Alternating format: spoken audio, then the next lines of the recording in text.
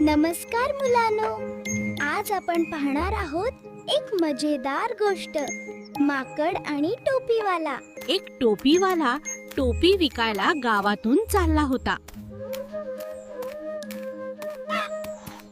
छान छान टोपी घ्या, रंगीत टोपी घ्या. तो चालता चालता जंगलाजवळ हळूहळू पुढे गेला. अरे वा, किती सुंदर टोपी आहेत. The Topiwala got tired and went to sleep under the tree. ही टोपी माझ्यासाठी.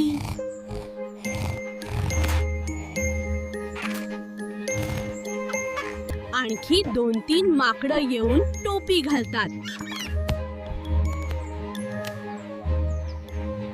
अरे देवा, माझ्या टोपी कुठे गेल्या? त्याने वर पाहिलं. झाडावर माकडं होती. तो जे करतो मी पण तेच करतो.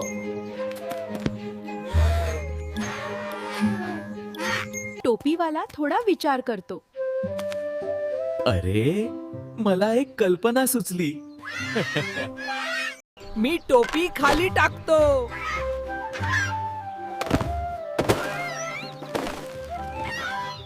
सगळी माकडं टोपी खाली टाकतात. आम्ही पण टोपी टाकतो. टोपीवाला सगळ्या टोपी गोळा करतो. टोपीवाला खूप आनंदी झाला. मुलांनो, बुद्धी वापरली की प्रश्न सुटतो. राग न करता शहाणपणाने विचार करा. हीच आहे माकड आणि टोपीवाला या गोष्टीची शिकवण.